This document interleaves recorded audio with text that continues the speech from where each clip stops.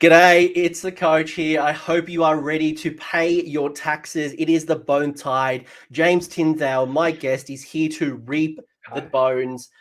Stay away from my kneecaps. I do need them.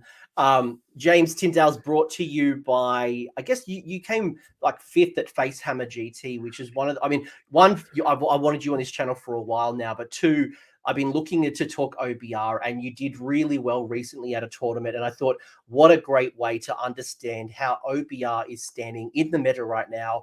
And what have you learned in third edition? You know, the last video I did, someone called me out. They're like, oh, when are you doing an OBR video? I'm like, man, I did it like a couple of months ago. And it was like January, and it was a Staliac Lord Horsey build. And I haven't talked about Mortec Guard for such a long time, but I'm going to shut up and let me introduce you, James, who you can see on Just Play. He does a lot of battle reports and generally a very good, talented player. Welcome. Thank you. Thank you for having me. It's great to be on. I watch your videos as part of my weekly, AOS, as everyone does, digest. So it's nice to finally be on. So thanks for having me. No, it's an absolute pleasure. And it's someone that I've wanted on the channel for a while now. And it's hard. There's so many great people out there all want to talk in armies, and time zone has been friendly to me right now. We are talking OBR, and I mentioned earlier the purpose of this show is to talk about third edition, just like first observations and what we've learned so far, and what's good in OBR, what's not good in OBR. Obviously, as the meta settles and shifts and new armies come out, this was going to change all the time. But I really want to tap into what James is thinking about and see, where he stands with so many things going on right now. There's been so many changes, but to kind of kick us off, how have you found third edition? Like, just maybe very high level, and then we'll kind of get into the detail. I love third edition. I think it's a challenge on players, on us, to play not quicker, but manage our resource well in terms of battle tactics, grand strategy, that kind of stuff. When we're doing our command abilities like redeploy, stuff like that, for us to evolve that, because round times haven't changed, right? I don't know how it is in Australia, but here we still have 3 hour times, but we've added more into the game. So it's like, okay, so now you need to include that in your army. So you need to I think with third edition, more so than second edition, it's on players to bring an army they believe they can finish a game with. You can't be gone on the days of 200 models, horde armies, right? Because of the way reinforce works. So like, you owe it to your opponent to bring a list you can finish a game in 3 hours, knowing the additional stuff you now need to do. So I think that's been the biggest change for me, because when I write lists, I'm like, but the turns take too long, too many combats. Am I really going to get it done? So I think now there's a minutia in writing lists where it's like, I can play this within 3 hours, but it's also as competitive as I want it to be. So I think that's a really good balance. And maybe an interesting thing that I think I've seen players struggle with, I'm only getting to turn 3, in their event games. So that's been a really interesting take. And I think the other thing about third edition for me is the access to there's more interaction between players, but there's more thought going into your next turn. Like, I always used to think 2 or 3 turns ahead, right, when I played a game. Like when I won the grand finals, I was always thinking about turn 3, turn 4, when I was in turn 1. Now with players have to think about the battle tactics next turn. What am I going to do next turn? What am I setting up for? Broken ranks, Slay the Wall, or whatever it is. Savage Spearhead. And I think that's a nice third edition element that's come to players that perhaps weren't thinking that way before. They were just thinking about their turn, doing what they want in their turn. Now it's sort of teaching that behavior, if that's the right term, to sort of play into your next turn and set your next turn up. And a bit like a snooker or a pool shot, right? I'm hitting the ball in, but I want to make sure that the spin or the comeback is the same, so my next shot is just as successful. And I think that's something AOS 3 does that is new to all of us. I think it's the first snooker reference I've ever had on this channel. Very English of you. I hope everyone's all enjoying their warm beer and their mushy peas, and all the things great about England. But you're right. It's actually interesting. I was going to mention. So I've been in lockdown. People who follow the channel know that I've been locked down now. It's like week a million at this point. But my very first event has actually just gone up. So they're expecting us to go back into normality mid-October. And in early November, there's already like a 1-dayer at my local, one of my local stores. And I bought my ticket. They sent out the players pack last night, and they've gone 2 hours for the game. It's a 2K game, 2K, 3 rounds. 2 hours total time. Yeah, and I emailed them this morning. I'm like, yeah, you might need some more time. One, none of us have played real life Sigmar really, other than like with our wives or our dogs or whatever. But like two, and like it's been such a long time. But two, that you're right. There's so much more complexity. There'd be times where you'd be at a tournament and like you get double turned, or someone has a really long hero phase. You could play with your phone. You could go to the bar, go to the bathroom. Take some photos and just mess around. Now that's gone because you're so interactive at the hero phase, the movement, the combat. Like there'd be times where I would say to my opponent, look, I trust you, move your things. I'm going to go to the toilet. Now I want to redeploy. So there's a lot more interactivity, and I love it. Well, one of the things I was thinking interesting is if you say to yourself, choosing a battle tactic and deciding on it takes, let's say it takes 3 minutes a turn. Yeah, that's 15 minutes each, 5 each. That's half an hour of the game that we had before is now just on battle tactic selection. So you have to think about it's very small, and you don't always need 3 minutes, but just little things like that, right? And that's before I redeploy my 60 zombies, right? And then that takes me a few minutes to move and do other things. We'll get to it later, but redeploy is the bane of OBR. But yeah, it's really interesting to see how people react to people do, because we all wanted more complexity, we all wanted new rules, right? Yeah. We got them, and it's how do we respond to that? Because some players and some armies, and if you're playing Nurgle, Plague Bearer, the Swamp, that's a long turn, and there's a lot going on there. So it's like people will adjust, I think, because if you can't finish games, we might see penalties come into tournaments now where it's like you're not finishing 5 turns every single round. So, and that's sort of behind in the second edition. So I think it's an interesting new development from AOS 3. We're gonna have to definitely get faster at battle tactics, especially as Battletomes start bringing in additional battle tactics as well. So now not only will you have like the core or your General's Handbook, whatever the battle pack, but now you'll have 1, 2, or many from your Battletome or White Dwarf as well. So, but overall, I agree with you, and I want to get into OBR. So, how have you found 3rd edition to OBR? Because I haven't seen a lot of people talking about it. And I'm curious, and like the only thing I really saw is obviously what you would expect, which is just whinging about not being able to access the new command abilities. And we'll kind of dig into all of the details of 3rd, but just generally, how have you found OBR, and what 3rd's offering you? So I think, in regards to new command abilities, they are really cool. A lot of armies use them, but you have to remember that Bonereapers, they have stronger command abilities in their book built in, to offset this, right? Like reroll saves and Immortus Guard is huge, right? Like you wouldn't find that in the game, but we get this because we can't redeploy, because we can't reroll charges. There's when you're a Bonereaper player, you have to remember, okay, we have strength, but it's in our book.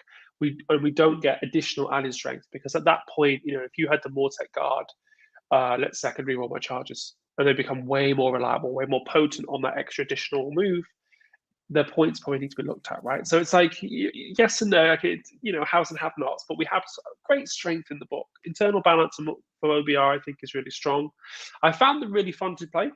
Your army doesn't die; it's very durable. You don't get all-out defense, of course, but you still have great access to, like, even Petrifex Elite with the FAQ, ignore 1 point of rent. It's really, really strong, both in shooting, because in the UK we have a shooting match at the moment, so it's quite strong there. I mean, Lumineth, Sentinels, it doesn't help with them, but for the most part, expecting a lot from Cruel Boys? Oh, I hope so. I hope to see probably see big yellows, lots of bows. I imagine, unless, and I think maybe the real filth, if you will come in the big war. Lots of mixed shooting and then you've got some brutes or some ard boys or something, some combat element that maybe the Cruel Boys don't have. But they have really cool monsters. So yeah, I'm a little bit scared of them. All the guys on the hill, my Mortex slowly move forward, just getting mortared off. But you've got a harvester, you can regen. There's ways to play, right? They can only do so much. And one thing about Cruel Boys, is when we tested them, like a lot of the games, they were just on the hill, right? They were shooting, they were killing, but they're not on the objectives. They can't get mid-board. The little hobcots don't last long when they get into a fight. So you have to find ways to score as a Cruel Boys player. Your kill points will always be high, but if you're not scoring, I'll happily stand it, because now that we've moved to a place of battle tactics, again, AOS 3, I'm not really bothered if you shoot my army off if I'm stood on the objectives. I'll win on objectives. So But I'm really interested to see how the new the Oracle Clans book does. Because OBR, I think we're happy to fight Iron Jaws. Iron Jaws are very strong in combat, but we're quite happy to fight that fight. Bone Splitters, I'm not too worried about. 6-up save. You do have the big war with the ward, but for the most part, I think OBR come out quite well against it, against the Auric Warclans. Stormcast's probably a different story, but well, for the most part, I do want to talk about the meta soon, and I do want to I want to get into OBR first, and then get into the meta, because we were having a quick chat before we went online, but there's some really interesting stuff in the meta, whether it's the hero hammer side of having Archaon, or Archeon, depending on which side of the world you want to be on, Morathi, and all of the superheroes are out there. Then you've got things like all the shooting, as you mentioned, whether it's bow snakes, whether it's the cruel boy yellow, the big shooting guys. There's gonna be a whole Lumineth. There's a whole bunch of shooting out there. And then you've also got what we're worried about, which is going to be the dragon meta of 8 or maybe 12, 13 dragons, and maybe the mortal wound. And I was thinking about OBR and where you stand, and you've got a lot of mortal wound durability. So I do want to ask you about the meta very shortly, but just in regards to 3E, right? We've had changes to coherency, we've had changes to the table size, we've had changes. You've mentioned battle tactics as well, and I think we've got to get really smart on, one, how we use battle tactics, but two, having lists that allow us to score battle tactics and try to avoid giving away points, whether it's through avoiding monsters or whether it's being able to deny our opponent a particular battle tactic. But coherency, has that been an issue for you for OBR? No, I think it's one of the things you worry about less in OBR, because you take in most of your units are like in 5 Death Riders or solo units. Maybe you're taking 2 Morghast, 3 Stalkers, so you're not worried about that. The Mortek Guard obviously have to adhere to it. You are definitely going to take a 20, maybe if you can, a 30 if you want to. So yeah, I mean, but because they're on 25 mils, it's not really a problem, and because of the Harvester who's usually babysitting them, you can correct your coherency even if you want to, if you replenish. So you obviously can't do 40 Mortek Guard though. Like, I guess that's a bit of a weird one, right? That would I remember the output of a 40 Mortek Guard, Harvester at the back, bringing back bodies on, what is it, a 4-up. Very powerful, but I guess you can't do the 40 block anymore. Does that change how you think about your Mortek Guard? I used to run 40. I used to put them central ward, and nothing could touch you. And really, you had a Harvester, but you only needed it for the first 2 turns as like a delivery mechanic. Once they arrived and they're on the objective, you can't get through them because you can't engage them, and I'm already scoring. This one, I think, it does affect you a little bit, I think, because 20s can be brute forced. If you really went after it, like if you sent 4 megas in, you could go after them, Harvester or not. You've only got so many wounds in the unit. Keeping them alive is important, I think, like putting them in the right spots, the right combats, because the 20 Mortek and the 10 that I ran, so the 10 are always a good target for your opponent to hit broken ranks on.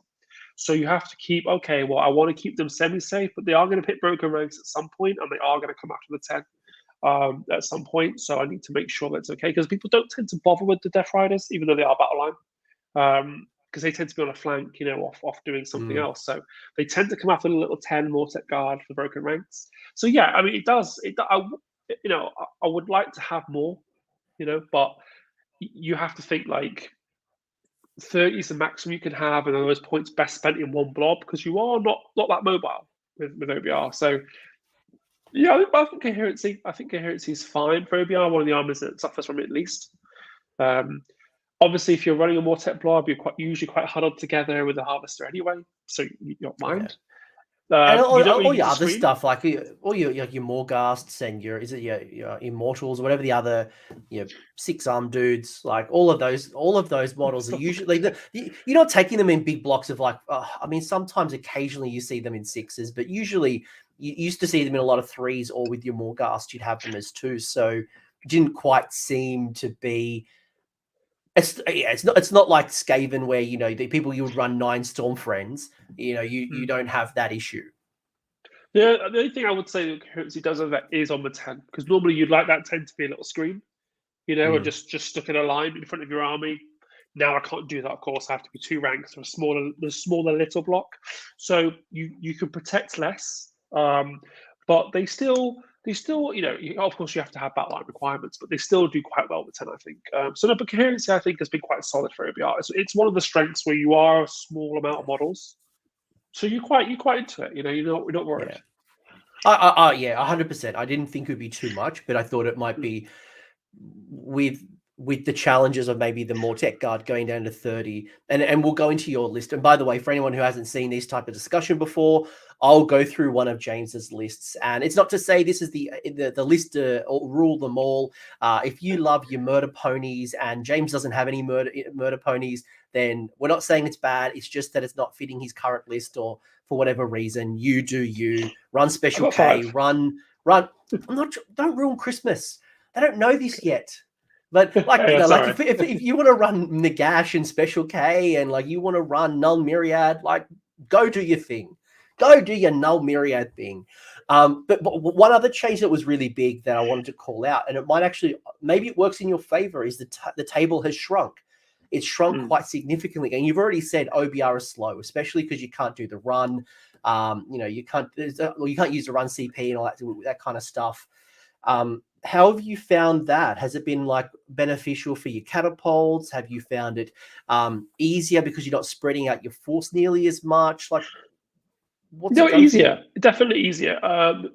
You have a good option now, OBR. If you deploy on the line, let's say they deploy on their line, you're both 11 on, there's 18 inches between. I have a much better chance with the Morghast, with the Death Riders, to make a turn 1 charge if I want to. Before they would have been just 3 inches back, which is enough to shut the charge off. So yeah, it's definitely a plus, because if you can use your Relentless Discipline to get the +3 move, I forget the name of the advanced, but you can really have a better chance of charging turn 1 if you want to. But yeah, I think it definitely helps. Whenever you're not a mobile army and people make the board smaller, you're all for it. I think it's really helped. Because I think before, in my honest opinion, I think the boards were too big. I prefer smaller boards. I prefer engaging games. I didn't like before when something was way out on the left flank and you think, oh, they're never going to get back in a turn or two, so they're out the game now. And I think the boards need to be smaller with burning objectives, with the removal of objectives. If you look at the battle pack, it would suck if you were at far left on the old 6x4 and an object was taken away and you were like, oh, that unit's out of the game now, so it's gone. Yeah. But I much prefer it. I don't know what chat thinks, but I much prefer smaller boards. So OBR in that sense, big winners, big winners. And yeah, it's interesting because with smaller boards comes less objectives, right? And I think that's probably one of the first things that I noticed was the fact that there is no Scorched Earth that requires 8 objectives, which means I don't have to have a whole bunch of units that are going to hold 4 objectives at home and then try to send out my force to skew another 4. And even if I did, the way that objectives are now scoring, you don't gain a whole bunch, because in the past you'd go I hold 4 objectives, so I get 4 sets of points. But now it's just 1, 2, or more. So holding objectives is less valuable, still valuable, just a little less, as long as you're scoring your battle tactics and also not giving away things for having monsters. Obviously right now in the battle pack, you give away 1 victory point for every monster you lose. So I think it's kind of worked in your favor. Definitely. Why Gotrek is probably kind of on the rise, because he's slow, but you can get into combat early. Well, when he gets there, everything's dead, right? It's just once he's there, he's there. Just like Special K. Yeah, Special K. But yeah, I think that's one of the things. So the studio team did a great job of creating agency with the player to go and attack other objectives. Like you say, they're only worth 1 now. Your home objective used to be worth 4 to your opponent, so you have to stay back and guard it. And maybe that was a not negative feel, but there's no reason for you to advance. You're like, if this is worth 4, if I just defend this and nick the middle ones, I'll win. Now it's okay, primaries are worth 1. Most missions try and encourage you to get up and go. Go and have a fight or a game. I think that's a really positive thing about 3rd edition. Everybody seems to respond really well to it. But it's great for OBR because previously I don't want to stay back and defend a 4-point objective, right? Because with OBR so slow, now advancing, which is what I want to do, of course, I want to get mid-board and assert. It's Now I don't lose anything for that. If I get my home objective, I lose 1 point, but I gain that back as I move towards their objective, right? So that's been a really big win for us. No longer having to guard that 4-point home objective in case you lose it, like Battle for the Pass, or maybe the Veins of Ger is difficult because it's worth more later, so you're kind of at the mercy of where they land. But for the most part, you can plan for that. And yeah, I think it's really been a really big win, those changes to objective scoring for OBR, because they do battle tactics really well. They do grand strategies really well. Like, try and hold the line off me when I've got 30 more seconds of 2 harvesters, right? It's just not going to happen. So, OBR players can build their lists any way they want around grand strategies in a really positive way, I think. And that before, I think that was one of the weaknesses of the army. You baited OBR out, they had to come to you. When they did, you go around, or you deep strike, or you teleport, however you want to do it. And you stretch them too. Yeah, the large border size. Yeah, like I remember, you chuck the bone tithe nexus in the middle, or you try to put it where you wanted. I would try to go around you as much as possible, especially if there's a flyer. But now, I think what I've learned very quickly is the auras of my command abilities or my terrain is much more generous now because of the smaller board. But 2, it's harder to avoid these things. So when you have that aura like that -1 to hit from the Bone Tithe Nexus, it's a lot harder. You can get smashed to rubble. Yeah, I mean, I can never do it. I tried, but yeah, it's really cool because before, like you say, nobody was holding with an 18. They could always edge out and stay away. If I put it in the middle now, and you want to come anywhere near these objectives, you are going to be holding with an 18. So it's actually really positive. I mean, you can't. It has to be in your deployment zone now, but you put it on the edge, you can normally have a really good coverage. That was my next question. I was going to ask you, one of the other big changes that probably has negatively impacted you was that the way that you deploy your terrain has changed. So no longer can you put that Bone Tithe Nexus in the middle and then try to, affect the board. You've now got to put it in your zone. How are you finding that, and how has that changed maybe either your strategy or even just like, how do you play with the Bone Tithe Nexus? Painful. I think some games I weigh up if it's even worth putting it on, because you only get you get really small deployments, and the base where your terrain is, you can only replace terrain if it's not possible to put it down. So normally you have like 1 or 2 options where you can put it, so you can't really replace terrain. So I'm like, do I really want it there? Because I've got nowhere to put my army. I've only got a small amount of deployment. So yeah, it's been hard, with the 11-inch deployments, getting back to smaller boards. It's been really hard to put it down in some games. And then because it's like really only doing a mortal wound on a 2-up for most turns, unless they come into range, because some are like right in the corner deployments, the L-shaped ones. You think, am I actually going to get anything out of this? One of the things I do sometimes consider is if you do deploy it in the instant zone, I'll put my Immortus Guard on it, so they get cover save. Get extra additional point of save. But that's really it. I found it really difficult, to be honest. Really difficult. Some of the half and half split boards, it's a lot easier, of course. But yeah, some of the deployment maps are really tough, and because it's huge. I know it's a massive piece. It's not like a Flesh Eater Court, so you have that little tiny thing you pop down and put it wherever you want. It's interesting because it was such an interesting but also important piece to your army in the past. And being able to cause impact to my spell casting, or to hit auras. I can't remember, there was like 4 of them. It was only really 2 that I ever saw. I put 3. But I used to use it to block, right? You put it in the middle, and your opponent has to go right around it, or they struggle to get through it. They can maybe get around the side a little bit on the steps. But yeah, I used to use it to block all the time, in the middle of the board. And yeah, it was negative to cast.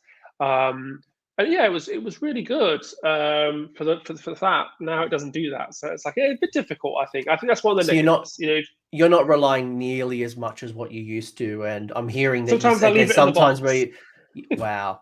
Wow, what a fall from grace from the Bone Tithe Nexus. I know. Well, I'm like, I've got nowhere to put it. The only place I can put it is where I'm going to put my army, so I can't put it there. And I'm like, well, what do I do? And I just have to leave it. That's the way it goes, We're not every game, I'm talking 3 or 4 deployment maps, really, but it does hurt in those ones. Like, it really does hurt. The 50-50 ones, it's still really good. Put it in the middle, it's still affecting the game for 5 turns.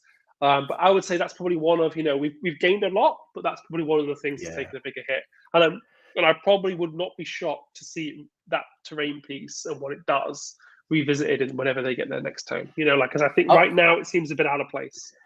Or maybe they get a bit more lenient with deployment. I think in sometimes it's a bit too restrictive, and maybe you're, I don't know. I feel like your territory, especially for such a big piece, might be a bit hard. Because obviously, I want you to put it on the board. Like I really want you to put it on the board, and I don't like the idea. I want it on the board. Yeah. Yeah, but I think I've always thought it should be in the middle, because in the lore, people bring bones and put it on it, don't they? They pay the toll, they pay the tariff, they put the bones down. So I always think it should be in the middle, buffing the OBR army. They should be getting buffs from it. Of course you would say that. Debuffing. Of course you would say. Rather than debuffing. So take the debuffs off it and just give me like some buffs that are all once per game. You get 5 and you pick them in the turns, right? I think that'd be quite cool. A bit like the Fire Slayer's runes, when they do their runes. But anyway, that's wish listing. But either way, at the moment, it doesn't really come into play too much on some maps, but on other maps, it's still really cool. I got one more thing to ask you about the Bone Tide, though, and it was my favorite piece of terrain to destroy as a Suns player. But now everyone can destroy. Everyone can now. So I guess has that happened to you very often? And now that I'm hearing that it's not as impactful as it used to be, I guess because it's not in the middle of the board, it's a lot harder to get to. And to be honest with you, out of the 4 monstrous rampages, it's the one that I use the least. I want to roar, I want to stomp, I want a titanic jewel. Smash to rubble is so. Nobody really smashes it to rubble because it's in your deployment zone. Once they arrive, they're normally on your objective, and like you say, they prefer to stomp or roar on whatever unit they can. Because my Mortec are in the Heartlands, so they usually get stomped. Or like a unit next to them, like a hero or something else, because you can't touch them with the monster rampage. So yeah, it's normally that really. No one ever really destroys it. It just sits there. I had it destroyed once, but that's about it. I think in second edition, I destroyed it at least 5 times. It was some of my favorite. I almost bought one just to smash it and make it into rubble so I could replace it. That was how often I was smashing it. Here's what I made earlier. So close. But I'll give shout out to like my mate Chris Welfare, who just literally flipped it over on the side, like, yep, you destroyed it. I'm like, cheers. But because there's so much that's changed, right? When I was thinking about OBR, I'm thinking about the hero hammer meta, whether it's the superheroes, the Nagashas, the Archaons, the Marathis, the Gotreks of the world. How is Nagash and even Catacross, how are they fitting into the meta right now? So I think we start with Nagash. He's obviously great in OBR. The healing in OBR compared to Gravelords is way better. He gets a flat 3 heal. He's got better access to healing spells. And even Harvesters can heal him, right? Technically, if he's within range. So he's got a lot of access to better healing than Gravelords. If he goes into a host like Petrifix, he's ignoring 1 point of rend, makes him super tanky. Obviously, he can cast Mystic Shield on himself as well. So he's on a 2-up ignoring round 1, rerolling 1s, risk command ability. I mean, he is insane. And I know Mr. Owen Jackson, the lovely Owen Jackson, has been playing him relentlessly and loves him and swears by him and sleeps next to his pillow. So, but I think Nagash is a big element of OBR, and I think it's a real conversational piece when you come to write your list. Am I running a Nagash list or am I not? And if you are running Nagash, then he has to do a lot in that list. So you're probably building support pieces around him. Whereas if you're not, obviously you're going for a more balanced style. Catacross, I think, suffers the most. I think before you could have argued he was great. He's brilliant. Now he's a 400, 500 point piece that's like giving you +1 attack, but you can get that anyway from the Liege. So it's really giving you +1 save, but only if you're in his host, And now with all these godlike heroes running around, Catacross doesn't really do all that. So I don't know. I don't really see much place for Catacross, to be honest. I think why would you not just run a Liege and some other small heroes and get the same benefits, but on multiple different characters? Because he is such a huge point sink. And opponents just ignore him. He doesn't do anything. He doesn't cast. He can't run and charge. Like, he doesn't give He's a your great army. support piece. He's a great support piece. Like, he feels like the jack of all trades, but he's master of none. 20 wounds. He does a whole bunch of really cool stuff, but he's not like the supercaster. He's not the combat monster. He packs a punch, don't get me wrong, but it's not like he has his one particular role. And it kind of worked when Petrifix Elite wasn't being used very often. And I want to get your Legion's thoughts in a minute. But, like when Petrifix Elite got changed, everyone went into like Mortis Praetorian or into Staliac Lords. It seemed to be the two most popular builds. Catacross really kind of came into his own. I didn't see Catacross very often in the Petrifix build. Now he kind of got, really supercharged. But now what you're saying, or what you're feeling right now, is that maybe it's time for him to maybe go on holidays for a little bit and maybe tap into some of the other heroes, or maybe it's Nagy back. Well, I think that's a really good point, isn't it? It's like when you look back, it was really the Petrifix Elite nerf that accelerated his rise to prominence, if you will, because when you're an OBR player, you're just looking for more durability. And Petrifix was +1 save for the entire host. Now we're back to -1 point of rend, which in AOS3 is actually really good. And he came in with his host because he gave everybody +1 save from his command ability. So yeah, I think he was always good. Don't get me wrong, like, he's always been good. He's not a bad piece by any means, and a fantastic model. Like, I'm really pro diorama, so I really like him. But I think looking at AOS3 now, and seeing the points that he is and how he plays, you're probably opting for 2 or 3 more different support pieces to be in more places. So yeah, I think he's probably taking a break for now.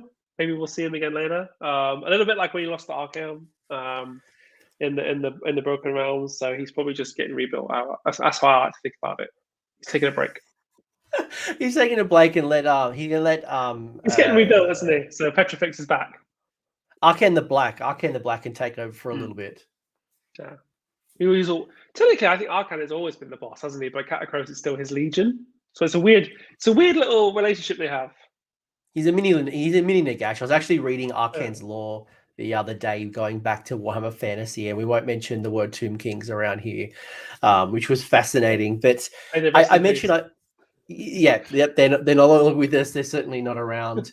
But with the Legions, we kind of like danced around this a little bit, right? We had Petrifix Elite was really popular with the first book, or the first iteration of the book. Then it kind of got changed, and then we kind of went to this, Staliac Lord and Mortis Praetorian build. I haven't seen a Null Myriad build yet. I haven't really seen a lot of the Crematorian. I guess I wanted to get your thoughts on the Legions, right? Is it still Staliac Lords and Null Myriad? Like, where are they ranked? I'm going to confuse myself. I keep trying to pretend I know what I'm talking about. Petrifix Elite's going at the top. Like, you're reducing rem by 1 is brilliant because you don't have access to all-out defense. So it's brilliant. You just get that off the bat. Mystic Shield can go onto a unit, of course, and now you're reducing 2 points of rend. Of course, you're only ever -1/+1 save, but you can reduce 2 points of rend, which is really strong from Immortus Guard, especially when they're re-rolling saves, right? That's the dream. So they're going to the top for me, and I think what also excels them is bludgeon. Yeah, giving myself an additional point of rend when I attack is fierce. Like, if you've ever been hit by Immortus Guard before, and your opponent hands you 45 dice to save, and they go, it's rend 2, then you know what I'm talking about. But I think second is probably Null Myriad. I almost took Null Myriad to Facehammer because with Lumineth, Seraphon, Tzeentch, Arcane list, there's all prevalent in the meta, or at least in the UK. I was like, I can ignore all these on 2-up. You cast Lambert Light on me, 2+. You cast Searing Light from Teclis, 2+. Is it Comic Hall from the Slam, 2+. So like, it's really strong. It's 5 up, but with a CP, it's a 2-up. Yeah. That's right. Yeah, that's right. Yeah. So you spend a Relentless Discipline and get it to a 2-up. So really strong, right? Because I think those two hosts, now that the FAQ says you can issue multiple orders, but only the same order in a turn, but only one unit can receive or benefit from an order anyway. So it means you can do multiple bludgeons if you want to, not the same unit, of course, but you could, right? Of course. And one of the big reasons why I think they're both winners is because of the way they change Relentless Discipline. So now you get yours at the start of the battle round, but you roll each turn for your units. So you are getting more a turn. Yeah, I was having loads. Because it seemed like on average, like I felt like the number 9 was always a number that I was always playing against. It was around 7 to 9 that my opponents would have up their sleeve, and you'd hold them for the whole battle round, right? Your turn and my turn. But now it's now you're getting to roll you're getting it on both sides, which means you've got so much to spend. And I guess because I was thinking like if you've only got like 9 points, you don't want to null myriad everyone in your army because then you have no CP for the other turn. Yeah. But now you get some, right? So, and that's one of the, get back to Catacross, he used to give you 5, right? So you'd be like, I take Catacross, I know I'm definitely getting 5, right? Before I do anything else. Now you need him less because it's so, like, you get multiples for release, you get 2 if you're going second in the round, you get to roll for them, you get to roll for them again in your opponent's turn. Like, you have a lot of Relentless Discipline. So I was, really surprised just how much I had. I was getting to the end of battle rounds with like 4 or 5, and I was like, I can't even spend these. Like, I have nothing to do with them. So I was like, okay, well, I just have to give them up because there's nothing I can do. Because as much as it's great to be able to use multiple of the same command, you can still only receive 1 command. So I couldn't go, I couldn't go bludgeon and reroll shields. You got to pick one. And you are they both hero phase? No, combat phase? They're combat phase. So at start the combat phase, you have to choose with your Mortec, right? Which I think is interesting. It's like, do I reroll my saves? You have to announce it at the start. Or do I wait and go with bludgeon and then use an additional Relentless Discipline to attack and go to event 2, right? It's really cool, but I can only do 1. You can't do both, so you choose. And if you know you're going second with your Mortec, it's shields. If you know you're going first, maybe you're going to bludgeon, right? And you can try and do some damage. So it's a cool trade-off, but I think that's one of the strengths. So I'll put those 2 at the top. Stallic Lord to me comes in at 3rd. I think the mobility's always been good. It's just not as played. It's just not as cool. People love the Death Riders. People don't. That list isn't bought enough, if that makes sense. Like, not when people have it. People that do have it really enjoy it. So I think it is good. I've played against it a couple of times, and I wonder if the coherency changed because you'd have a couple of blocks of 10, and I think a couple of my opponents even had maybe a block of 15. It was like a 15 and maybe a 10 and a 10 and a 5, or a couple of some variant of that.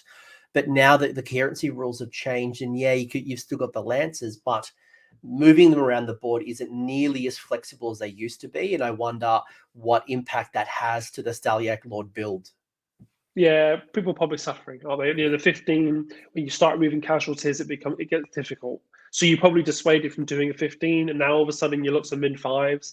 It's probably less attractive, but I still think it's still 3rd best. Like, it hits hard. Retreat and charge is always good on any army.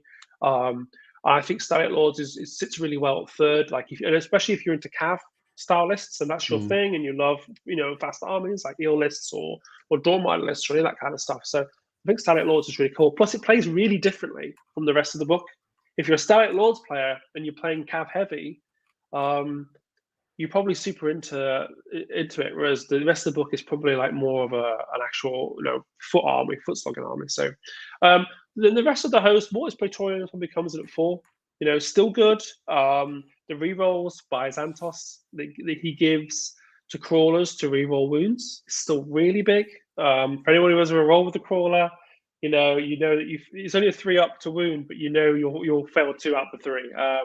So yeah, that's a really big reroll that he can have, especially with Chaos being quite prevalent at the moment with Legion of the First Prince, Zinch, and Nurgle. Nurgle really good at the moment. So I think they probably go in at 4th, but they don't offer huge durability unless you take Catacross. So there is like a 500 point tax if you go into Mortis. And then the Crematorians. Ivory Host. An Ivory Host. So bless Ivory Host down at 6. Probably just a fun one, even though they're in Ger and it is the season of Ger, they're not very attractive. So I'll probably put those 2 down at 5 and 6. Crematorians is fun, but I've never really been into having an effect that I have to die first to get, if that makes sense. So that's the one that does some mortal wounds. And you roll the dice for each one that dies. Maybe you blow up. And you get +1 if there's a hero and a monster, right? So it could be a nice way to do a whole bunch of mortal wounds if you're, super stacked with Mortec Guard. But then if you're going a Mortec Guard build, I guess the question is, am I better doing the mortal wound, out, or do I go Petrifex? Do I go into something else? Even like Crematorium with some additional attacks and damage compared to the Ivory Host. Yeah, I think crematoriums, you really just you take loads of Mortek Guard, 3 Harvesters, you're having a beer, you're just waiting for that one turn when you send 30 in, the Gargants absolutely destroy, and then you just get to roll loads of dice and mortal them off, and then you're happy, right? That's your weekend, you're good. You've got your meme. I think that's really it, because it's a cool mechanic, but you have to die to get it, and half of them you don't even get to do the damage, right? I think it's like a 4-up. So yeah, I put them at 5. Ivory Host at 6. I'm pretty sure most people listening to this who play OBR can't even tell me what Ivory Host does. So, I don't think I've ever seen an Ivory Host list. I remember when I very first did the Battletome review, I thought Null Myriad was like a 50-50. I'm like, oh, if Magic becomes really popular in the meta, maybe we'll see Null Myriad. But I guess you're right. Like now we're getting into this age of supercasters, whether it is Arcane with like Kairos, as you said, Lumineth. There's just so much magic going around, and I mean, endless spells, even like the way they interact might actually work well. So interesting that you've called out Null Myriad. I would not have expected you to have mentioned Null Myriad. It feels like it's been on the bench, just waiting for its call. Yeah, especially if you're going to run Arcane, right? Because that Null Myriad is his host. They're built out of the purple stone from the Necroquake. So I think, yeah, Null Myriad is really interesting because it's like, I still go Petrifex for the damage. Like, you still have to kill stuff.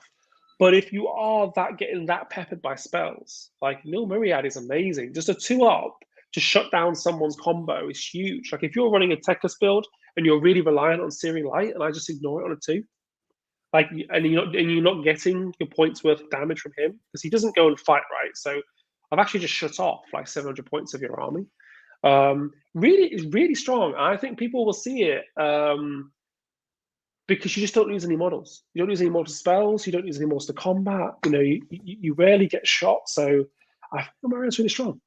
All right, Petrifex Elite is still the best. Yeah, and yeah, Petrifex is back because of I guess they've kind of rewinded the nerfs. Like, it was good, they've kind of like rewinded it a little bit, and now it feels like you're back, but you're not in this weird oppressive. Well, maybe you are, I don't know, but I haven't played against new Mortek Guard yet, so maybe Petrifex is back at its super annoying, really hard to grind down, ignoring all the rend.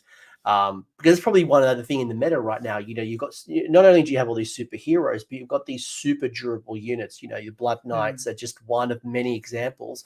Yeah. Stormcast Dragons are going to be another one. There's going to be a lot of these 2-up or 3-up based armor save units, and I think there's going to be a lot of mortal wounds. I feel like people are going to be tapping into mortal wounds than ever before, and I've already seen some people doing a little bit of list tech, and maybe the next part of the meta is about mortal wound ward saves. And I was feeling like, because of things like the Harvester, because you've got the 6-up ward for your army, you might actually be in a really good position. I don't know if I don't think you can bring it down anywhere with a 5-up or anything other than like the Amulet of Destiny, but you can. I think the load key, is it called, with the Bone Shaper, I think you can pick a unit within 1 and then you get a 5-up death save, and that's his artifact. I'm pretty sure that's it. I think it gets it on 1 unit, but I think that's the only way you can do it. But are you feeling that? Like, I was looking at some people, talking about like, the mortal wounds that dragons are going to be coming out of, and more people are looking at mortal wounds to handle these really high armor saves. So, do you think OBR is in a good spot to kind of handle, or a better spot than maybe other armies? I think you might see a reaction where we take more Harvesters. At the moment you take 1, maybe 2. I think if it really becomes an issue, 3, because mortal wounds is how you can kill OBR. You get through their armor. They only have a 6-up. Right? Whatever their death save is. Yeah, they have Harvesters, but in terms of just ward saves, it's just a 6-up. So like, you can get to them. Whereas it being durable, like 1-up rerollable save used to be our thing. Now everybody's doing it. So I think you're right. I think here in the UK, especially watching all the games this weekend, I think it's a mortal wound arm race. How many mortals can you do? How many reliable mortals can you do? And how reliable is your mortal save? And that's why I think Nurgle just sits there on a 5-up across the army going, cool. And then they bring their play bearers back. They're replenishing. They're healing all over the place. Nurgle are like probably the strongest army, I think, in the game right now. People just don't play them because they don't want to play that sort of 90 play bearers, sit on objectives. No thrills. You're just going to sit there and get hit like an anvil for about 3 hours. And then you go, cool, I've won. See you later. But it's cool. I mean, I think Nurgle will be a strong reaction. And it'd be interesting because if Nurgle comes in, Nurgle is the OBR savior that we need. Because Nurgle will come in and dissuade everybody from taking mortals, yeah? And we won't go anywhere, but we're just like, thank you very much, Papa Nurgle, because now we're back. You know, Nurgle will dissuade the mortals out of the meta because people are like, well, how did you get through Nurgle? Maybe you're better having just more volume of dice, more attacks. And yeah, like that's good for us, right? Because sometimes when you don't have it in your own book, it's sometimes good to think what could come in vogue. You know, what, and does that help you? If Nurgle are everywhere, it helps us because we destroy Nurgle in combat. Yeah, no issue. Like, yeah, okay, you've got a 5-up, but if I hand you 40 dice and 20 play bearers, they're probably gonna cave. At Ren 2, we go straight through your armor. So Nurgle the savior we need maybe in that regard, but I do think mortal wounds and the prominence of mortal wounds is becoming not concerning, but like if you're an OBR player, like there's a lot going around. You know, that's how they can get to us. Yeah, and maybe another argument while Myriad might be worth considering is because you're either getting mortal wounds from an ability or you're getting mortal wounds from spells. And I think spell mortal wounds are definitely risky because you then come up against a Lumineth as an example and just shut down that potential. And then anything through abilities, this is what kind of where I do worry. But at least I think you guys are in a good spot compared to maybe some other armies that, you know, can quickly shoot off a hero, can quickly, you know, you kind of crumble a little bit. Yeah, and that's why I thought I'd take Arcane, because really it was like trying to get some of those crucial unbinds, the +2. You know, I really felt like I had to take Arcane. I think because of the spell defense, I think he was like super necessary to take in our meta at least. And I've not really used him before, but I put him in because I was like, if I don't have it and they get these spells off, that is what's really going to hurt me or undo me. So, and I played Lumineth and got a few key unbinds as well on Lambert Light and Power of Hish. I unbound a greater Power of Hish as well. So those are really big moments because you just combo break on the Lumineth. So yeah, I think Arcane is really still a choice for OBR in this meta right now. No, I dig it. I'm going to bring up your list, I think. I really want to kind of unpack a little bit. I think maybe your wife might be in the kitchen as well, so hopefully... Oh, she's gone now. I was kind of like slightly delaying. I noticed you were going on mute for a second, so life happens, folks. It's how it is. Dogs bark. It's why my dog's never in the stream because he always sits under my microphone and then starts snoring. So as much as I don't have to like have dog cam, he just snores and like it doesn't make for good content. But this is the list that James took to Facehammer and went 4-1. You know, a big shout out as well to your other OBR kind of counterpart, which was Owen Jackson, Owen Jackson, who ran OBR with Nagash. So it was good to see you both went 4-1. So it kind of shows you don't have to take Nagash if you don't want to put in all these points into a big model, or you can do really well with a big superhero like Nagash. But James has kind of gone down the Petrifix route. I'm going to kind of understand a little bit like what you're trying to achieve. Why did you choose what you chose? You know, why did you leave Nagash at home? What brought you into Petrifix Elite? You know, where's Special K in all this? You know, why one crawler? Why only, you know, why didn't go 30 Mortec Guard? I think that's kind of like some of the questions that I'm thinking about. But for people who are going to join the podcast, I'm giving James just a second to get a drink and refresh himself. You got the Leech Cavalos, which is the general with the mighty, I'm not going to try to pronounce that, and the God-boned armor. So I imagine the command trait's coming from Petrifix. So you know your rules, folks. By the way, Stormcast and Oryx being able to choose their command trait and their artifact, I wonder how that'll change the game for you lot when that happens. Yeah, well, it's very exciting, isn't it? If this is the direction the hosts are going in, I'm no longer. Although I can't really complain because the Petrifix Elite command trait and artifacts probably the two best in the book.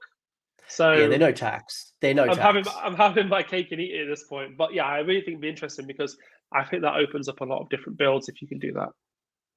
You've also got your Soul Mason, which has the reinforced battle shields. Then you've got Arcane the Black. No spell lore because Arcane knows all of the spells. So good news. Please don't put that contract on me, James. I'm sick of being contracted. The death contract. It's the worst. I hate being contracted. Stop it. And then you've also got your 20 cell. You got 20 Mortek Guard, 10 Mortek Guard, 5 Death Riders, 2 Harbingers. I think I know why you got them in there, but I want to hear from you anyway. You've got the Harvester, and you've got a Crawler with the Bone Tide Shrieker. I love that endless spell.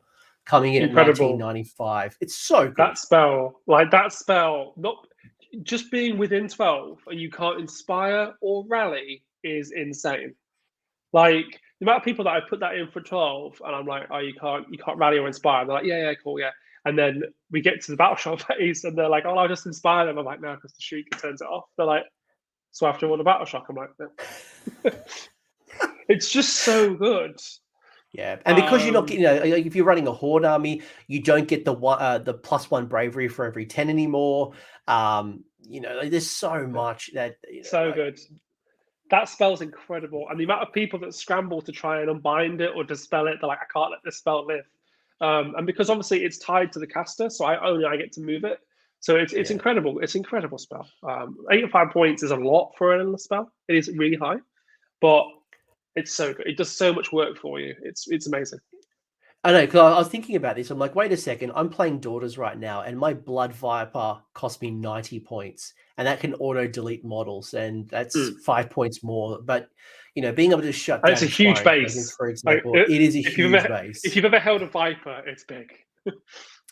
And by the way, James has wrapped this up in the Hunters of the Heartland and the Battle Regiment as well. Hey, can you take Mega Gargants? I was just having this idea. I'm like, wait a second, you've got mercenaries. I know you haven't got any allies, but you can take a mercenary, can't you? Mega Gargant.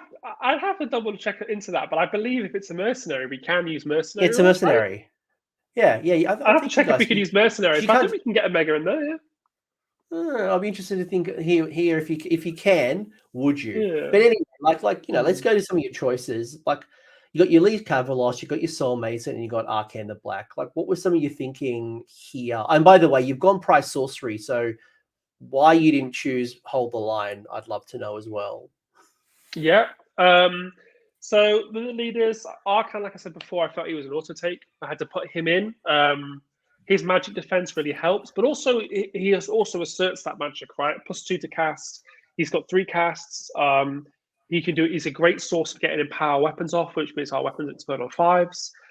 He can get Reinforced Battle Shields off, which is a 5-up ward in combat, I believe, against melee attacks. At least that's how I was playing it. So if it's against shooting, then I've cost myself. But it's another great one. But it's just reliable, because getting back to like the magic dominance, loads of people have great reliable unbinds.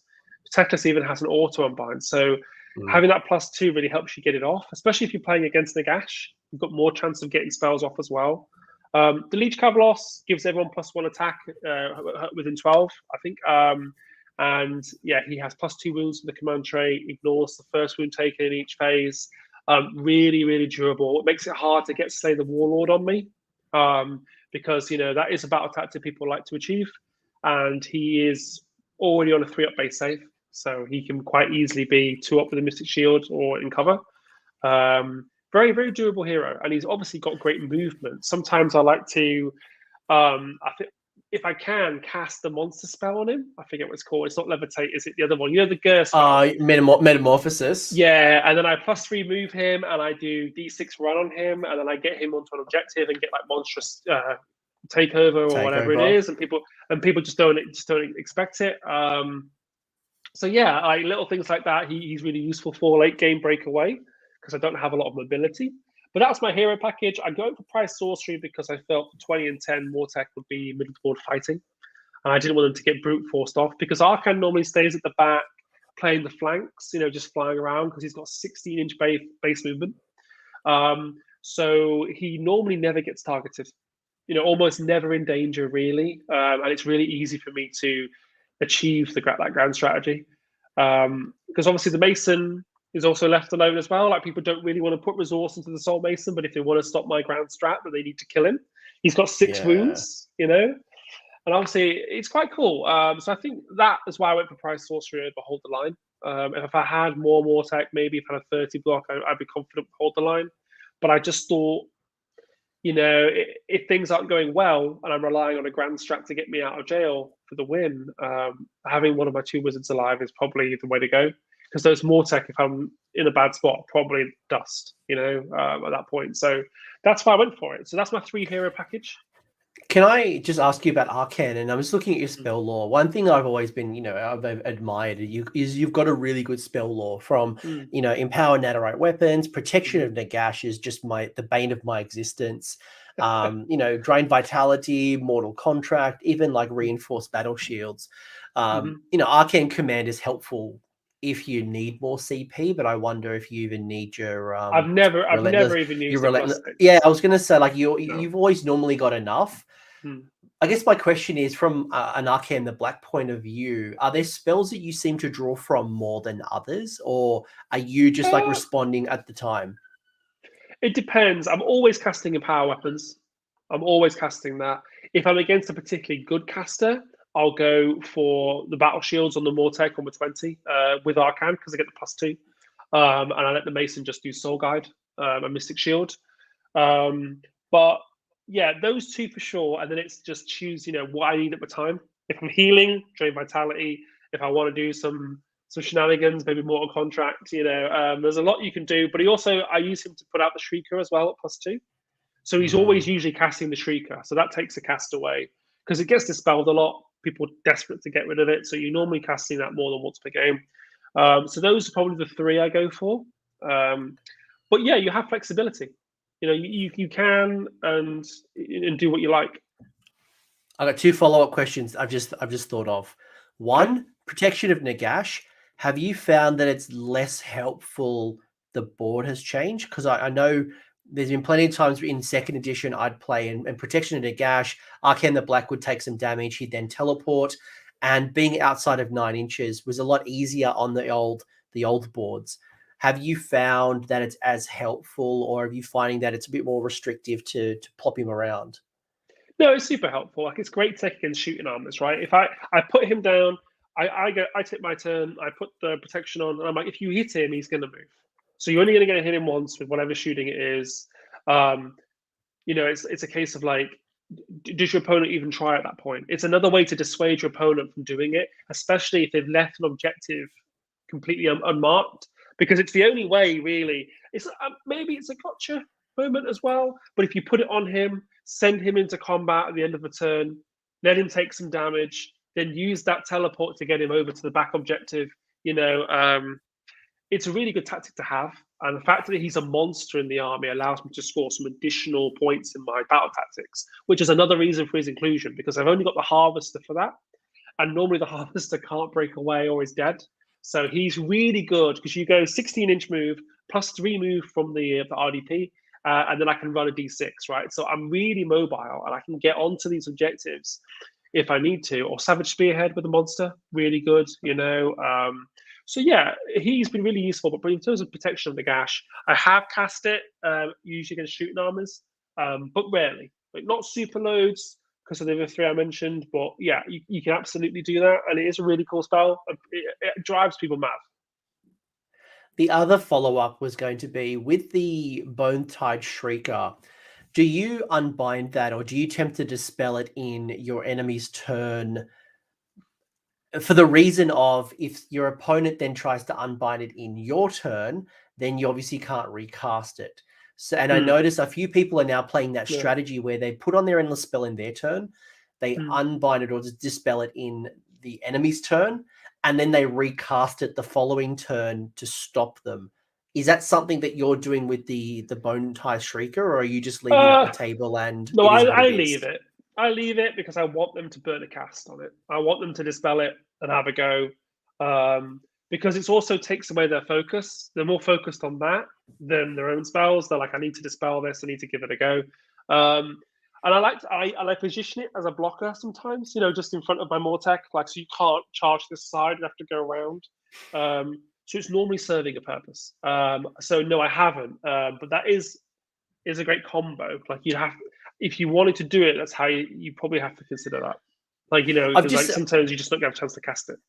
I've just seen some combinations happening where people are like your opponent is trying to remove it in your turn, so you can't recast it, and then should there be a double turn, you can't bring that on for some period of time. So some people are removing it if they don't quite need it in their enemy's turn. I guess I just want to get, it's a great combo because you've got some reliable casting, so you can bring it on relatively comfortably. Yeah, it's a great combo. But yeah, I've not done that much myself. But I suppose if I was against somebody who was employing that strategy, it would hurt because do I leave it up or do I drop it myself in their turn to try and get it back? But if they win the double, I've not got it up. There's probably a nice duality there of decision making. It's quite cool.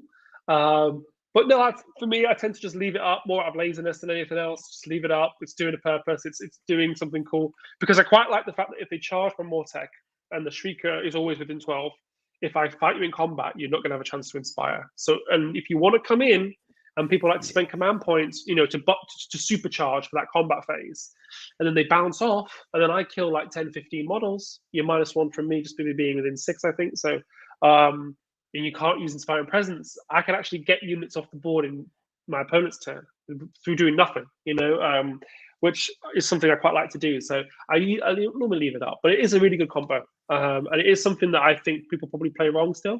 They probably think they can still cast it, but it's interesting, just to remind people that if it is dispelled in that phase, you can't then attempt to cast it again. So that's why I was thinking, like, is it worth pulling it down if you get a chance to? But I guess what I'm hearing is you want it up, especially to make a risk versus reward kind of thing, where if the opponent wants to charge you and fight within range of that Shrieker, well, guess what? You're now going to be -1, so you better have a good strategy. And if I can punch out a whole bunch of damage, especially with my Mortec Guard in Petrifex, know that. And how have you found Bravery 10 type stuff with this type of list? Are you finding that they are likely to run from Battle Shock or not really? Yeah, people have run from Battle Shock loads on me. Like I use Battle Shock as a weapon because of the Shrieker. It allows me to get through units quicker because you don't really want to be tied down and bogged down. Even stuff like the 5 Death Riders, right? If I'm on a flank, I put the Shrieker within 12. They hit those 20 Marauders, whatever is holding that far objective, and then the Battle Shock clears the rest off. Because you only have so many attacks. Like you don't do like a massive amount of damage because you only want 1 point of damage each attack anyway. So you do need a little additional help, to get them off. So sometimes I do like the 3 Arcane Bolt, Super Saiyan Arcane as well for that reason. He just put that one turn, he has to put all 3 on himself. He charges in 3d3, then he goes in combat and kills nothing. You just end up screaming at him. But yeah, that's for the most part. I think there's a lot of good combos there. But the Shrieker enables it all. What normally happens though is if you fail to cast or if it's unbound, then what do?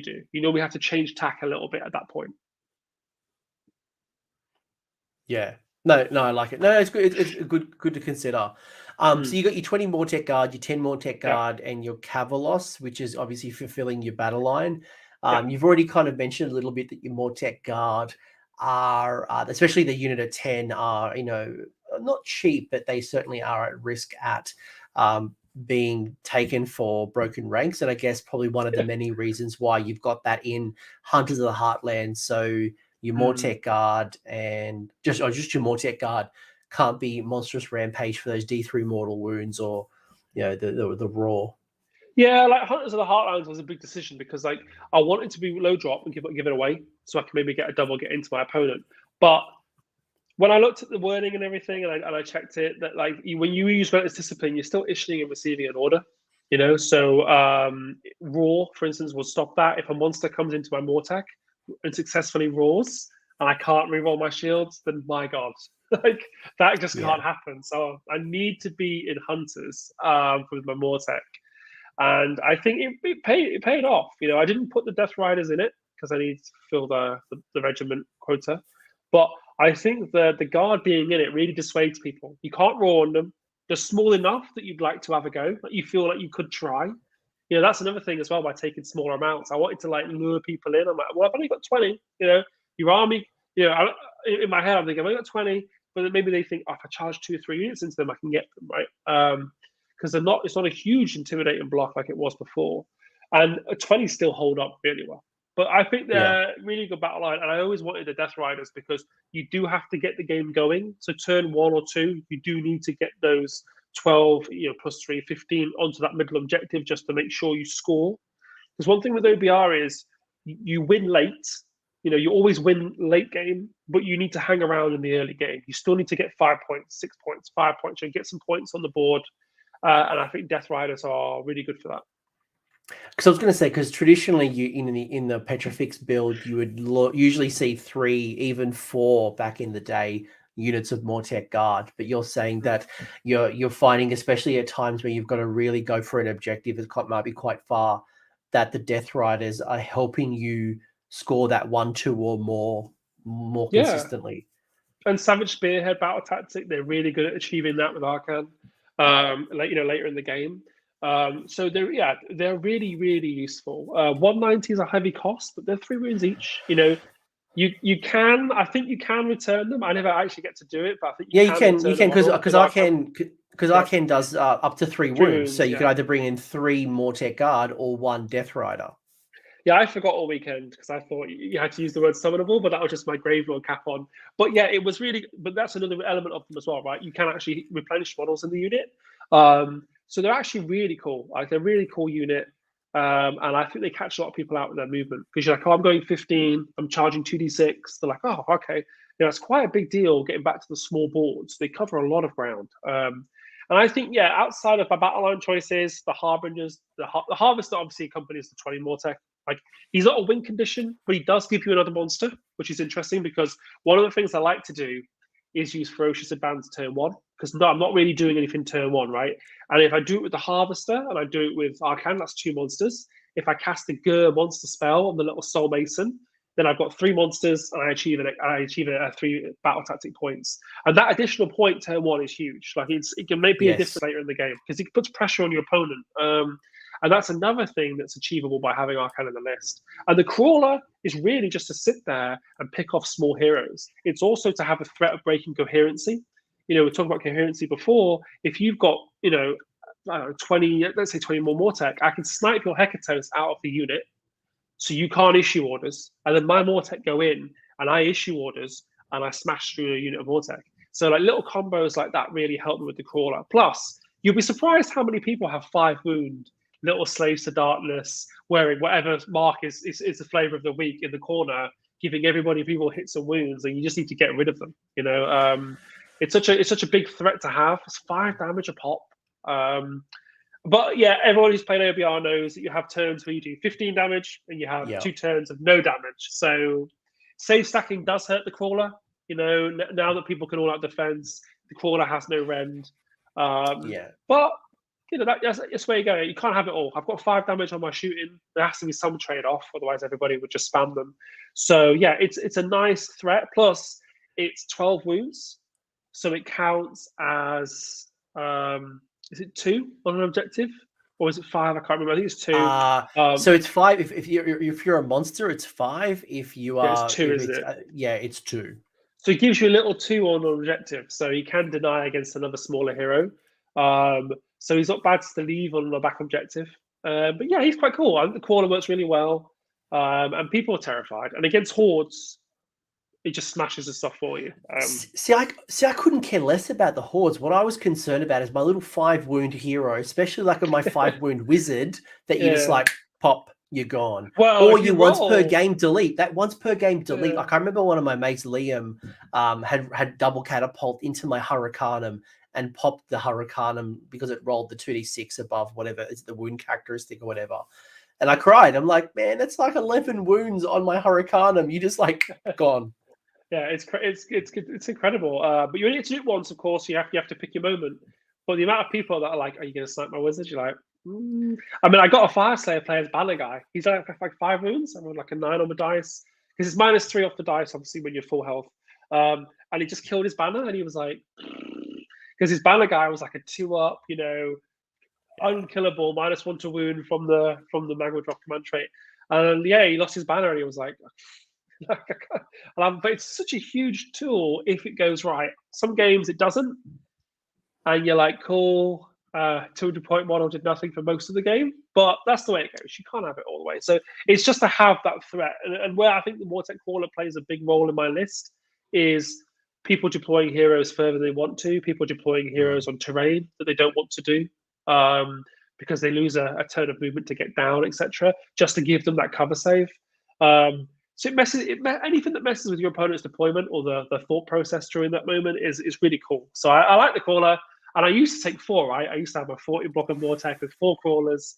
That was the list I was running. I've only ever seen 2. Like 2 is two of the maximum that I ever played against. I think people went 2 crawlers and then Catacross. Like, my mate Carl over here, Carol, was asking about, Catacross. And I think we kind of talked a little bit about right now, maybe Catacross wants to go on holidays for a little bit. I mean, it's still good, but I think at least if you're moving to Petrifix Elite like James has done, maybe not as good, but certainly if you want to continue using Mortis Praetorian, whatever his Legion is, definitely is still value in it, but maybe not as valuable as it used to be, especially if you're using PE. Yeah, for sure. If you're using PE, like this, I think is the most competitive build. But if you love Catacross and you run him and that's your guy, then Mortis Praetorians, he's still good. Like he's still viable. He's not. He's not bad. It's not bad. It's just like the PE's. Yeah, now you're just paying a lot for him attractive. now. I think you lose a lot. One of the things I had for the weekend though that was like the stars of the show was the Morghast Harbingers. I think they came out in like 1995, and no one's ever played them. Yeah, well, I wanted to ask you about that because I used to run them in my Legions of Nagash. Specifically, cool. I used to run. I love them because and this is why I asked you. I know why you're bringing them, and I wanted to call it out because I think I know. I think I got it. Okay. The reason I brought them was because in Legion of Night, the old Legion of Night, Legion of Nagash, you could ambush 3 units from reserve Manfred as well if you had Manfred as the general. And the battalion at the time would encourage me to take Vargeists. And I'd bring my Vargeist on the side of the board, and it was a 9-inch charge. You always had to be outside of 9. And I'd fail it. So I'd either go, right, I'm either going to fail the charge and just get shot off, or I've now got to bring a little Vampire Lord and spend a command point to re-roll the charge. And it's still inconsistent.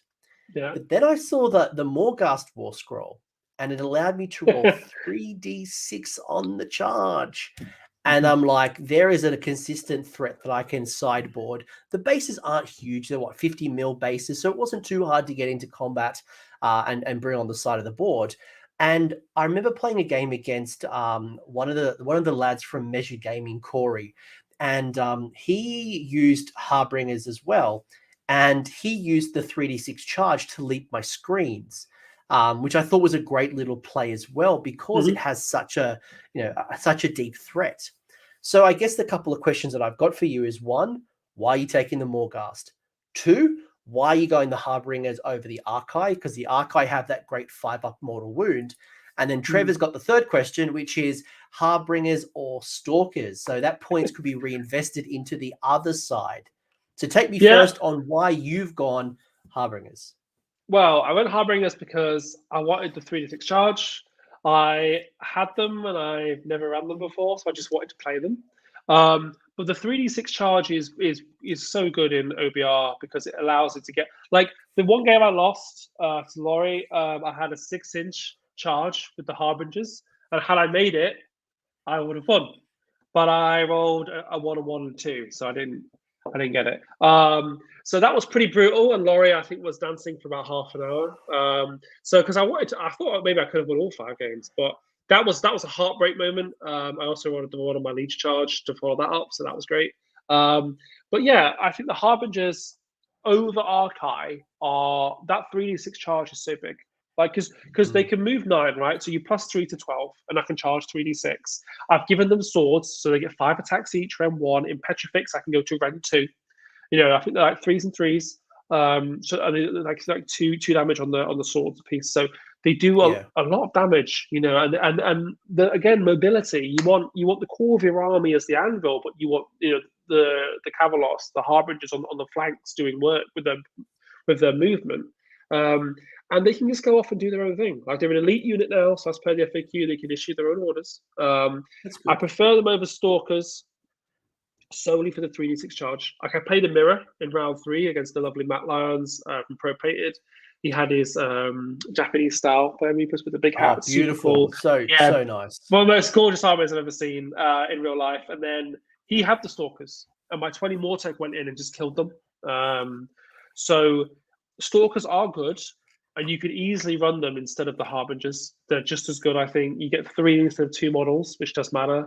You also get variety of picking what you want that turn, reroll saves, tax, extra red, whatever it is you want with the faces.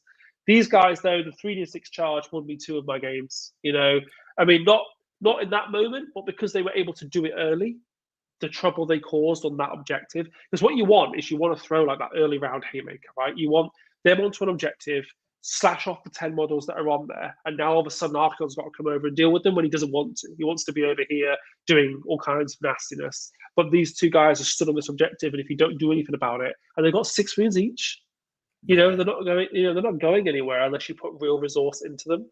So I just think they're absolute menace, and I really enjoyed them. And they're cool models, and I've had them for years, ever since I got the Soul Wars box, and I never used them. So not Soul Wars, and what's the ogre one with the? Yeah, the I know. Yeah, I know. The Feast of Bones.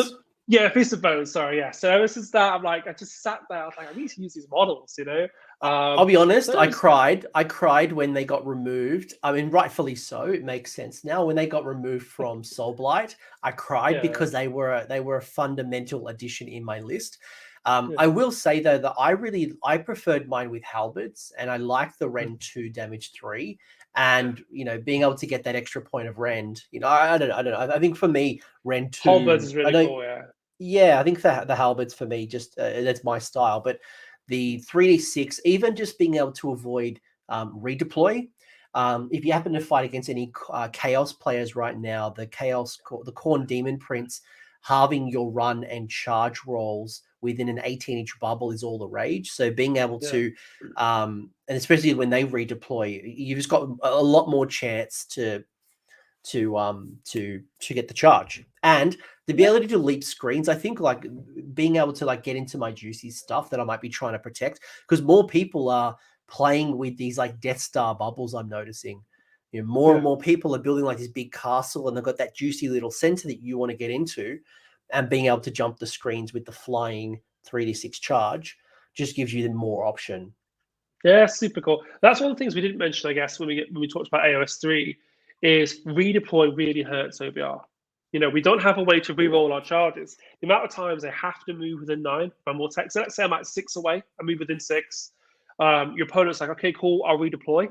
If they pop like a 3 or 4 up on that redeploy, it basically kills your chance to charge. You get +1 from the banner, but it means they're so far. It's like an 11-inch charge with no reroll, right? So you might get it if your lucky stars are in, but the amount of redeploys that hurt me. So you basically have to. A lot of the time, I was just running and going like 4 away, and people were like, "Well, why have you ran?" And I'm like, "Well, because you're going to redeploy, right? But now that I can't charge, you might not. But now I'm within 6 of the objective, because I can't charge onto it, so I may as well run. I don't mind if you charge me, because I've got a harvester with me. I'm pretty confident that I can tank it. So a lot of the time I was opting just to run than charge, if that makes sense, because you can't reroll your charges, and if once they get outside of 8-inch, it's very low chance of it happening. So I'm weighing up, thinking I'll just run, and I'll go into the roll off. Yeah, it's a low. At least you're on the objective. If stars align, you're on the objective. The last thing you want to do is be trying to get onto the objective with a charge, as you said, the redeploy, and then all of a sudden, not only have you failed the charge, but you're now not in range of the objective, thus kind of nullifying. And if you've had a battle tactic as well that, control 2 objectives or whatever it might be, then that's just a massive blow to you. Horrendous. Redeploy is a nightmare. So I was basically moving everything in my army but the Mortec, hoping that they would redeploy sooner, just to see if I could bait it out. But some people will like happily let 2 Morghast move 3 away and not redeploy because they're waiting to redeploy from the Mortec Guard. So yeah, redeploy really hurts the army. But again, the Riders, the Harbingers, Arcane's movement, this all offsets that, right? I can get closer to you. I can be 3 away. I'm like, do you really want to redeploy? Because like it's going to be maybe make it a 6 or 7-inch charge. Like, There is some thought to taking the helm on the liege for the reroll charges or whatever it is, bubble. I was gonna ask you like what. I was going to ask you, like, what else can you do? And, what are some of the ways you can avoid, that? Yeah, you're right. There's the triumph, you probably don't have the points and you don't probably want to do like chronomatic cogs because that's changed as well. And that's only a +1 and, you have to be wholly within 18. So, like, is it worth it? It's not nearly what it used to be, getting a +2 to everybody. No, it's a shame because I used to love that when my opponent cast it. I'm like, but now no one casts it, so no more +2 for me. Well, when they do, it's just for the spell, right? They want the additional spell, not no one's not giving you any more free movement. No, so that's really it. Really, you could swap the harbingers for the stalkers if you feel like going over terrain or having more variety is cool. Plus, they're cool models. But no, I'm quite set on the list. Like, I think that's really happy with that. Like, that's what I would play if I was going to an event today. Like, I would take that list again. I think I didn't lose my game because of the shortcomings of my army. I lost it because I suppose I did, but I failed some key charges that statistically I make really easily, right? So I wasn't too worried about that. That's just dice. We all play a dice game. It can happen. I've had way better dice and lost games than have like worse dice and lost games. So, but yeah, I'm really happy. I'm really happy with the list. I think it plays positions well. And as I said to Matthew Davies as well, the Sylvaneth player, that he only lost to Rory as well at that event, and I said to him that he didn't technically lose because Rory should have been playing Sylvaneth, so he shouldn't have been running Tzeentch Arcane, so he didn't technically lose the event, and the same is true to you. Arcane is one piece in the meta that I can't kill. It's a 1-up, and we had a burn mission, so he was able to just not buy and burn my stuff. So it was, I don't know, it's a hard combination. Tough to get Arcane in that mission because I'd played Nagash around before and won. But to get him on a burn mission where I can't actually kill him is difficult because his base is big enough. If you put him on the middle of 6, that you can't get within 6 of the objective. So that was great. But yeah, he's a tough cookie, that one. But no, I love the list. I'd happily play it again. Something that I've never really seen value in, and maybe you have a different opinion, is the Immortus Guard. No. I played against them once or twice, and I was just underwhelmed with what they did. Am I misreading it, or my opponent's misplaying it, or like I haven't seen the magic? No, I think their role is like the bodyguard, right? The shrug, but you're a bodyguard and a shrug for really durable heroes that can heal themselves. So I don't know their role anymore. Like, I think their identity is that, those huge guards, they stand next to Catacross with their shields. No one's going to hurt them. They're heroes, they're generals. But you're giving a shrug to a hero that's stuck on a 2-up save, really durable, can heal himself a flat 3 most of the time, most of their heroes.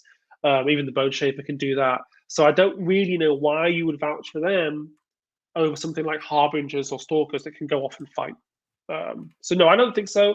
I just think maybe they probably need a reimagining in the next time, I would imagine, because like great models, just why would you take them over the Stalkers or the Harbingers or even a Crawler? Right? I played a couple of lists that I had like I had 6 and 6 and 6 and 3, and it's just like you could. I mean, the only argument you could make is if you were worried about Nagash getting shot off and you took 3 with him in the OBR, in an OBR Nagash list, so he could shrug it. That's the only thing I can think of. But at that point, Nagash is so durable and so healable. Why would you? I don't know. Like, Nagash costs a lot. You know what I mean? So yeah, I don't know. What about your 2 other endless spells? Your Nightmare Predator and then the Carrion, the Soul Stealer Carrion. Do they? I know they're not in your list, but do you think they are worth considering in 3E, or do you think it's just the Shriek guy is too good? If Leech of the First Prince is like popular in your meta, and those demon princes are turning off all the line of sight, the Carrion is super cool, right? Nightmare Predator is cool. I think it's more fluff. I think the damage you could find elsewhere in your army. The issue you have with those spells is you struggle for points in OBR. Where do you find the points? And the Shrieker is such a standout compared to the other 2. It's hard to justify both, because now you need casters to cast both. And I don't know. I like both of them. I think the models are awesome as well. They're huge if people haven't seen them. But yeah, I really like them. but I think I'm only taking one. It has to be the Shrieker. It's so good. So I struggle to find places for it. But I think, yeah, depending on what your local meta is, like if your friend's playing like Demon Princes that turn off line of sight in the spoilers, get your carrier and go and light up the room. You know, everyone can see all those Demon Princes, and then your crawlers can drop rocks on them. Have you noticed with your, because I was just thinking, right, the Gothazar Harvester is a monster. Is that a cheap victory point you can give away? Are your opponents targeting the Gothazar for that monster slot? Yeah, it is. But you have to live with it because you need it for the more tech. But yeah, people want to come after it anyway. They want to kill it anyway. And now you're giving up an additional VP, right, when it goes down. So, but it's like you can't have it all your own way. I really need him, but people come after him super early. So yeah, it's just one of those. Yeah, you do give it up, but again, he's taking damage off your army. And if they don't kill him, if they go for it and they don't get him, you heal him back up, off you go, and your opponent feels like they've wasted a turn. So it can be good. But likewise, he also can achieve battle tactics as a monster, right? Like I sent him into like 6 Wardens in one of the game against Sylvaneth, and he achieved broken ranks as a monster. You know, so he does make it back. But yeah, absolutely. And if you've got shooting or really good magic and you can get through Arcane's mines, then yeah, you're going to give up an extra VP. It's just the way it has to be. And you answered the question behind my question was going to be, would you drop it in order to avoid giving up the VP? And I knew what your response was going to be. And the answer is, it's still worth it because, one, you can score a couple extra by having, you know, metamorphosis, but 2, the value that the Gothazar Harvester does. Like, you notice the difference when you attack a Mortek Guard unit that doesn't have a Harvester versus one that does. It just you see it's chalk and cheese. But I always think you can always judge off your opponent's reaction, right? If I come to the table and I put my OBR down, like, do you have any harvesters? I'm like, no. They're like, okay, cool. And they'll feel happy about that, right? And when I say, no, I've got 2, they'll be like, oh, okay. And you know already that they're worried about it because that's the impact of a harvester, right? He's really good. And I think it's something you have to live with. You know, you're going to give up an additional VP if your opponent gets to it. But it's like a Mega Gargant player. You know, you give up additional VP, but you get so many benefits for scoring battle tactics as monsters. It's a fair trade-off. Like, and you only give up one once per turn. Is it the first monster down? So if you've got multiple harvesters or you kill Arcane and the harvester, I'm not giving away additional. You know, so yeah, it's a tax you have to wear basically, but it's also really good because you can mitigate him dying. Like turn 1, people are like, how far is your shooting? 18. How far is your spells? 18. Cool. He's 20 inches away, so you're going to get at least 2 turns out of him. And people become obsessed with killing the harvester because they're like, oh well, I can't touch your Mortek until the harvester's gone, and you're like, cool, because it's, you know, he does so much damage without doing anything. You know, and then if he is left alone, and let's say you're against Daughters, or let's say you're against Nurg or something, no one gets to him, and then he can break away and start doing really destructive things on turns 4 and 5. So I love him, but yeah, you do have to wear it when he goes down. But in most games, he does eventually die. So. Yeah, but often it's a late game kind of thing. Or if you got the shooting, you take it down really early, I think is the key. Yeah, like I played Lumineth, they shot it off turn 1 with the Sentinels. You know, it's like, you know, it's unfortunate, but that's just the matchup, isn't it? That's what they do. They're going to shoot something off anyway, regardless whether it's your harvester or it's going to be that. But I really like the list, and as we've already kind of talked about, it's proven it works. So you went 4 and 1. You've mentioned that you probably wouldn't change it right now. However, when Stormcast drop and when Cruel Boys are really kind of post FAQ, it'd be interesting to see. You know, does this list need to change a little bit? You know, you talked a little bit about Null Myriad. Is this now a time to maybe reconsider Null Myriad, or what are you going to do to kind of handle some maybe really high armor save, lots of mortal wounds, or shooting? I think I don't know where they're going to swing either. I think Stormcast is the one that I'm worried about. You know, people talk about a lot of dragons. Will they do it? I think that's the question with Stormcast, is like they talk a lot about dragons, but are they going to put down the cash, or are they just going to go up these 2-up, Annihilator kind of builds? Interesting, because I think everyone's scared about dragons, but I think if they're about £90 for 2, right? I think if you're going to buy 13 dragons, and you know the points adjustments are probably coming in post-Christmas for them at some point, maybe the summer update, whenever that is, you're on borrowed time, so how much do you really want to invest? Or do you just take 4 in a balanced Stormcast army and they still do great work?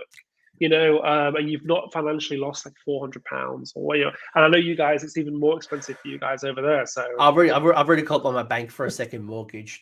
But I think if we went down that route and they're just doing a lot of mortal wounds, I think there's a consideration to maybe look at some other options, and maybe the Arcane are a better option. Maybe there are other things that get you that 5+ ward save, maybe it's a double Gothizer Harvester to keep more bodies on the board. You know what I mean? Like the lists are going to evolve over time. But is there any kind of final thoughts, James, before we kind of wrap things up? I know you got plenty of things to do on your Sunday. My daughter's rampaging, so I'm going to go and save my wife. But I will. Final thoughts is like I really enjoyed the army. I know when 3 first dropped, OBR players are a little bit down because the FAQ wasn't where it should be, but then the studio team did a great effort and turned that around. I think the army's in a great place now. I think you can really enjoy it. We discussed Petrifix Elite, but as listed earlier, there's 3 or 4 hosts you could easily play. So if you are an OBR hobbyist and you've got Catacross and you love Mortis Praetorians or you love Stallet Lords with all your Death Riders, you can easily have great games of AOS3. And I would encourage everybody to try variants in your army. My list is like, people were joking to start, like, Jim, why have you taken like loads of just random stuff? And I was like, it might look random, but it all does stuff. Like, and because you had a better game experience. You had less heroes than I expected. A lot of people are throwing lots of, and I've talked about this in a lot of videos, and a lot of my guests have brought on over 1,000 points or more put into their heroes because they're going hero hammer. They're going up for all the armor saves, all the buffs. You've gone the opposite, and it's fascinating as well just how you've kind of started thinking about it. But I guess to allow you to go work with your daughter, I'm going to rack this up and ask people if you have a different thought, if you disagree that James is smoking something, that Null Myriad is still hot trash, if you think that Immortus Guard or whatever it is, if you think there's some magic list tech that I'm missing, because I certainly don't like them, I don't see their role. Let me know, all that comedy stuff, help me with the YouTube algorithms. But more importantly, teach me something. Teach me, maybe, I don't know, maybe they are good. Maybe I'm just not seeing the forest from the trees. But for me, I think the Morgoth Harbingers are definitely a good option. Love the combinations. I like that you haven't gone all Mortek Guard and you've gone in a little bit of Death Riders, a little bit of this, a little bit of that. And it looks cool in the army as well. On the table, it looks really good. You get to paint loads of different kinds of models. And as we said at the top of the show as well, Owen Jackson went 4-1 at the exact same list, and he had a Nagash build. So it's not like that was the one list that kind of rules them all. There's already some lists kind of being successful. Do you remember if Owen was Petrifix as well, or did he go something else? I'm almost certain it was Petrifix Elite. Because if you run in Nagash list, he's so good in Petrifix Elite. Yeah. I'm almost certain. But hey, anyone who's listening to this and they are anyone who thinks that, Special K still has a place, prove me wrong. Put it in the comment section. But James, you are an absolute legend. If people want to kind of talk to you, you are on Twitter. You're on Twitter, links below. And is there anywhere that I can watch you or learn from you? Maybe teach me a few things about OBR.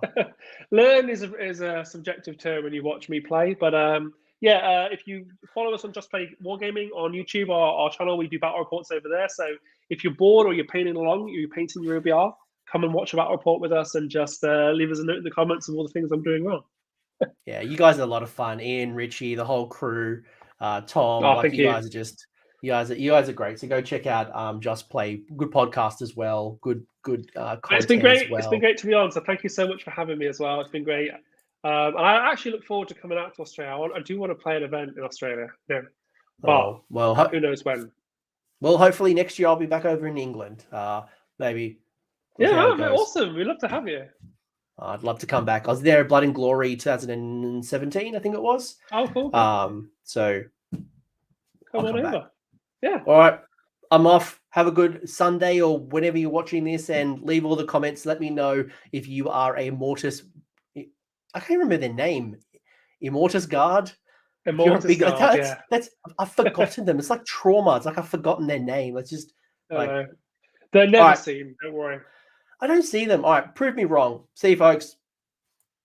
Thanks for sticking around until the end. I hope you found that video interesting and you walked away with a few new ideas. If you did, I would appreciate it if you hit like on the video, as well as left me a comment. Let me know what your thoughts are in the comment section below. The conversation will continue over on Discord, so links down below in the episode description if you want to join the Discord and continue the Age of Sigmar conversation. I want to give a massive shout out as well to these absolute bloody legends, these champions who have continued to support me through Patreon or YouTube members. That is going directly into supporting the maintenance and the growth of this channel. So thank you very much, guys. Much appreciated. And until next time, roll more sixes.